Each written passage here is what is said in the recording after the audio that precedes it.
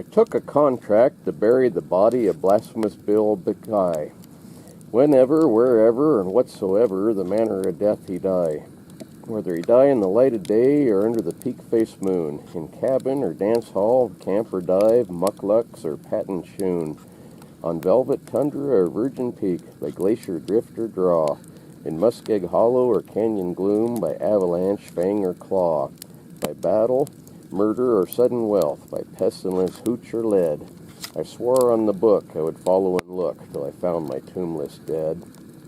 For Bill was a dainty kind of cuss, and his mind was mighty sought on a dinky patch of flowers and grass in a civilized boneyard lot.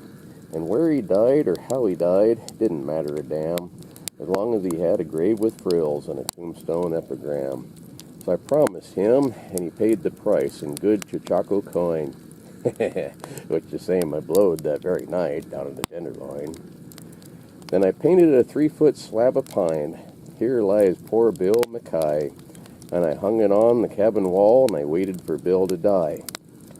Years passed away, and at last one day came a squaw with a story strange, of a long deserted line of traps way back in the Bighorn Range, of a little hut by the Great Divide, and a white man stiff and still, lying there by his lonesome self. I figured it must be Bill. So I thought of the contract I'd made with him. I took down from the shelf the swell black box with the silver pate he picked out for himself, and I packed it full of grub and hooch, and I slung it on the sleigh, and I harnessed up my team of dogs, and I was off at the dawn of day. You know what it's like in the Yukon wild when it's 69 below, and the ice worms wiggle their purple heads through the crust of the pale blue snow, and the pine trees crack like little guns in the silence of the woods, and the icicles hung down like tusks under your parka's hood, when the stovepipe smoke breaks sudden off, and the sky is weirdly lit, and the careless feel of a bit of steel burns like a red-hot spit, and the mercury is a frozen ball, and the frost beam stalks to kill. Well, it was just like that day I set out to look for Bill. Oh, the awful hush, it seemed to crush me down on every hand, as I blundered blind with a trail to find through that blank and bitter land, half dazed, half crazed in the winter wild, with its grim, heartbreaking woes, and the ruthless strife of a grip on life that only the sourdough knows.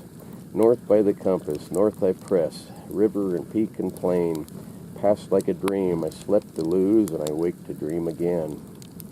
River and plain and mighty peak, who could stand unawed? As their summits blaze, he could stand undazed at the foot of the throne of God. Aye, north, through the land accursed, shunned by the scouring brutes, and all I heard was my own harsh word and the whine of the Malamutes. Till at last I came to a cabin squat, built in the side of a hill, and I burst in the floor, and there on the floor, frozen to death, lay Bill. Ice, white ice, like a winding sheet, sheath each smoke-grimed wall, ice on the stovepipe, ice on the bed, ice gleaming over it all, sparkling ice on the dead man's chest, glittering ice in his hair, ice in his fingers, ice in his heart, ice in his glassy stare, hard as a log and trussed like a frog with his arms and legs outspread. I gazed at the coffin I'd brought for him, I gazed at my gruesome dead, and at last I spoke. Bill likes his jokes, but still, gall darn his eyes, a man ought to consider his mate in the way he goes and dies. Have you ever stood in the Arctic hut in the shadow of a pole, with the little coffin 6x3, with a grief you can't control? Have you ever sat by a frozen corpse and looked at it with a grin?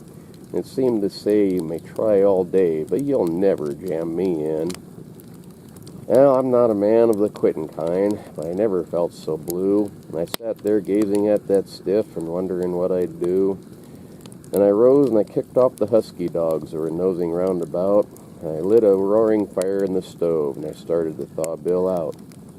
Oh, I thawed and I thawed for 13 days. It didn't seem no good. His arms and legs stuck out like pegs, as though they were made of wood. Till at last I said, it ain't no use. He's froze too hard to thaw. He's obstinate and won't lie straight, so I guess I gotta saw. So I sawed off poor Bill's arms and legs, and I laid him snug and straight in that little coffin he picked himself with the dinky silver plate. And I came near to shedding a tear as I nailed him safely down, and I stowed him away in my Yukon sleigh, and I headed back to town. So I buried him as the contract called, in a narrow grave and deep. And there he's waiting the great clean-up when the judgment's loose heads sweep. And I smoke my pipe and I meditate in the light of the midnight sun. And sometimes I wonder if they was, them awful things I done. And I sit, and as I sit and the parson talks his founding of the law, I often think of poor old Bill and how hard he was to saw.